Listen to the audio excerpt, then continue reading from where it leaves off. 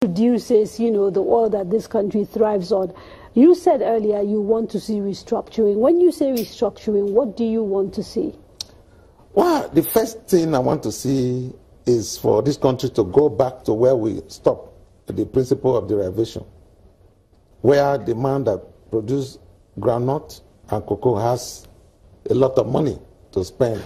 I will use that to send all the Westerners to the university on scholarship, build cocoa house. The groundnut pyramid, they used to send their people to the army and use the money to develop their area. Why is it that when it is oil, the narrative changed? You now bring the Land Use Act to steal by force what belonged to supposed helpless people, and that has continued. Let me just mention something.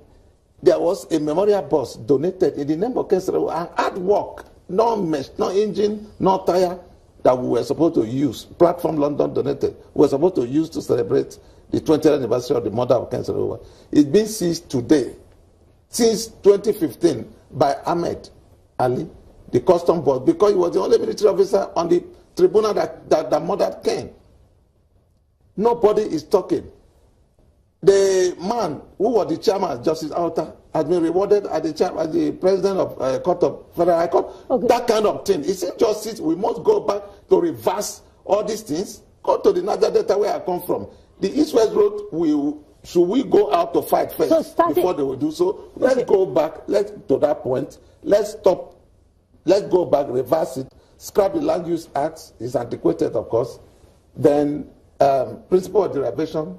Start. We produce our oil, we sell, and give money to the center, as the Awolowo's did. Jibril, is that a good place to start if we're talking about restructuring, or are we going to end up with the situation where 10 years, 50 years from now, we will say what you just said, which is we've been restructuring since 1934? You see, I listened to him very carefully. It's very interesting that all the examples he gave had nothing to do with structure. They're all about process. I'm a social scientist. In social science, we always talk of a twin.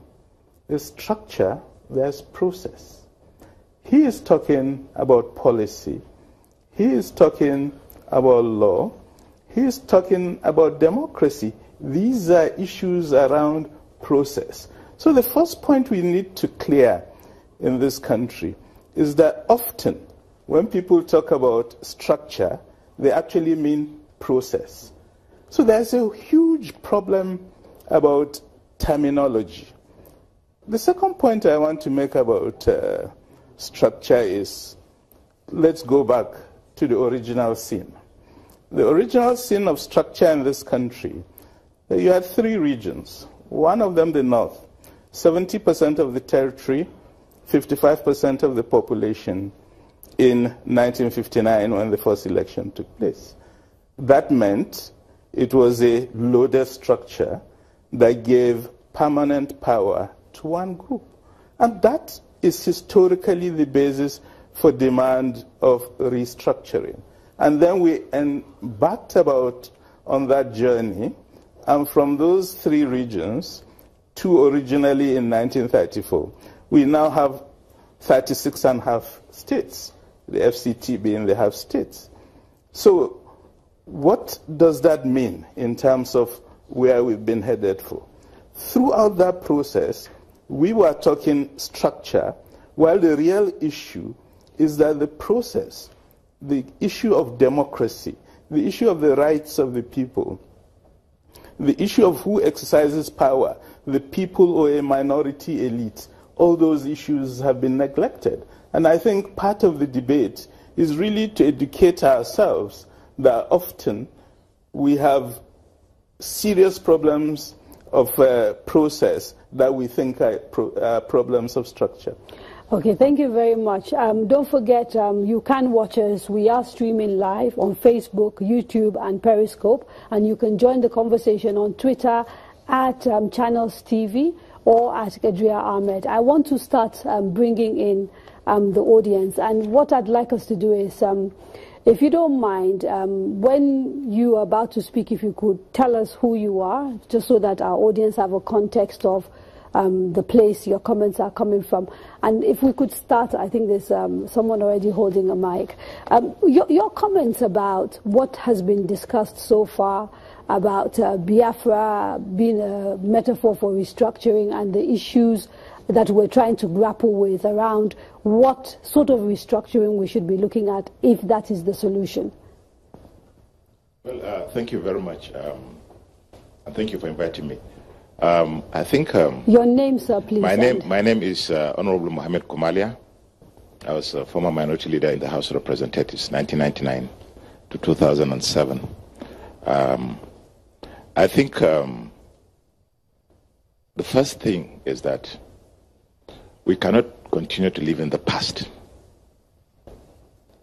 We cannot continue to canvass the mistakes or the perceived mistakes of key actors that took place maybe 50, 60 years ago as a justification for what is happening today. What do I mean? The gentleman, Mr. Odia, if I got his name correctly, kept talking about the foundation and the starting point and the mistake, during the First Republic and so on, which Professor Jibo, to my mind, has really addressed those issues. But from that time till now, hasn't there been any opportunity to get things right? And even today, as we speak, we're talking about restructuring. Today, it has become the most common cliche that people use just to vent their frustration. But as you rightly said, no particular person or two people could tell you the exact meaning of restructuring as far as they're concerned. Okay. Go on, but you need to hurry because I need to get more people in. Yeah. I want to see a lot of change in Nigeria. If you like, call it restructuring, call it whatever. But I want to see a Nigeria where the resources of the people get to the people. I want a discussion about what kind of healthcare system should Nigerians have. Okay, and I suspect that there are people who may say to you, might be putting the cart before the horse. So I will come back to you if I can, but I want to bring a few more people in. He made a point about going to the past. And I want to ask the question of this panel and also the studio audience. Is remembering important, in your view, Professor Odinkalu? Quite clearly, I think memory is significant. The question is, what do you do with memory? I like to think that there are at least three versions of the Biafra advocacy. There is Biafra as memory, honoring memory. There is Biafra as metaphor for exclusion. And there is Biafra as territory. Now, I think it's important to distinguish these three because there are three different things. And a lot of people who agree to one or the other may not agree to the other. And that is why the totalitarian, for want of a better expression, deployment of epithets, of identity as epithet is problematic for me. Oh, Igbos. Oh, Fulanis. Oh, Yorubas. I think it's very offensive. The way we refer to Ijos, Jonathan created the Ijo Mafia. The way we talk about ourselves in Nigeria is terrible. And I think one of the things we can agree is we should stop referring to one another in epithets. But should we honor the memory? Yesterday, there was the launch of a book here in Abuja on General Zakaria Memalari, who was the first combatant officer in the Nigerian army, killed in January 1966. That was honorable memory. And I think we should celebrate that. Now, in that context, therefore, I am for Biafra as memory. But Biafra as territory is a different proposition. There are some people who want to argue that. And let me end on this note. People talk about restructuring. I want to put two other expressions on the table. One is citizenship and one is agency. Because now, why would somebody like Gideon Orka decide? I want our enemies to know that we are determined to bring about the Biafra. By His grace, not by our own power. Because we are mortals, we have no power. And our man is again, that is only Him.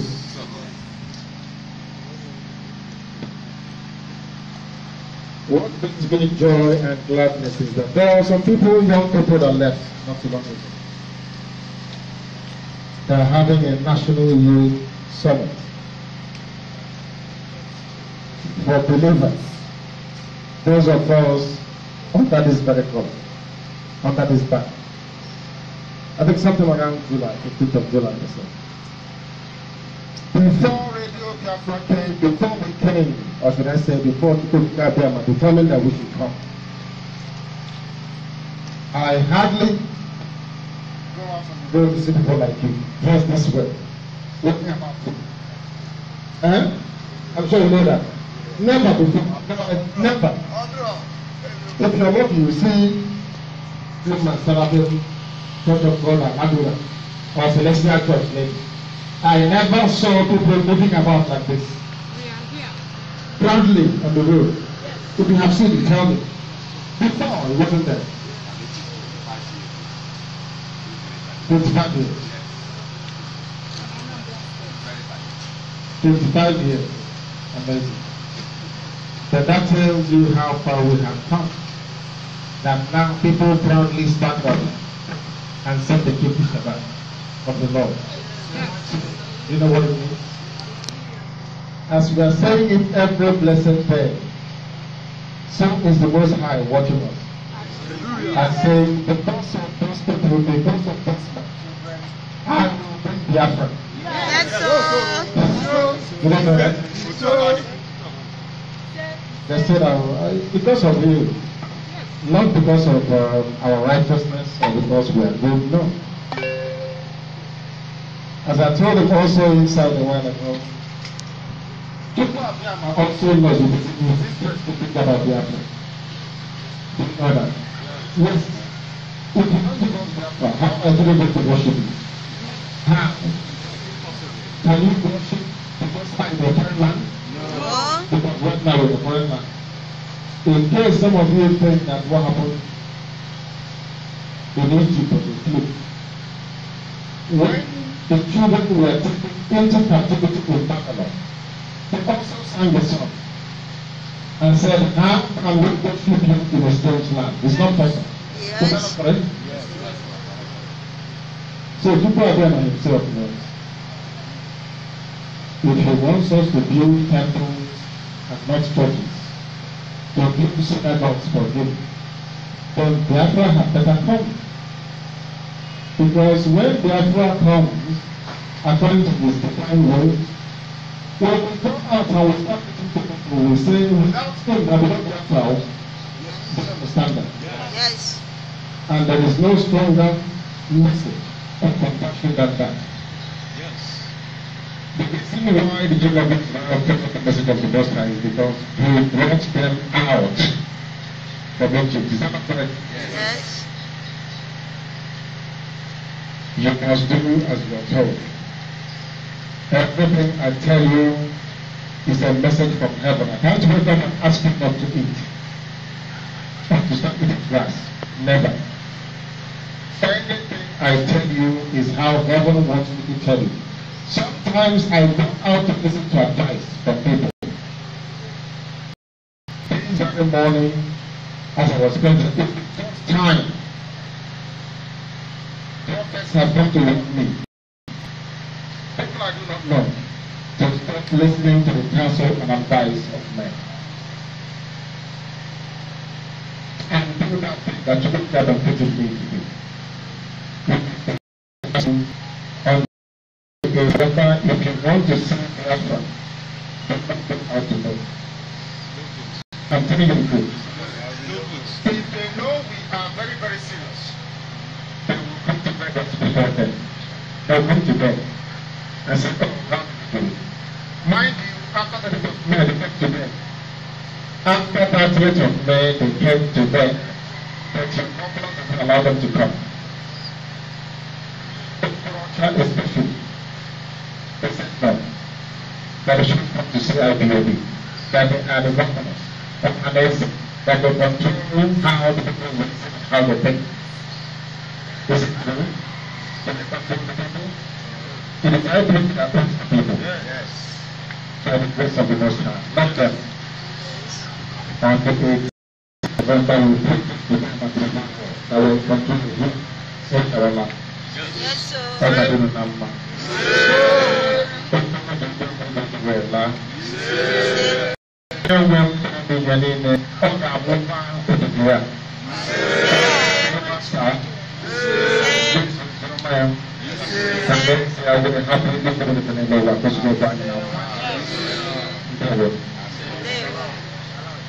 After a while, you guys will come. That's what you want to say.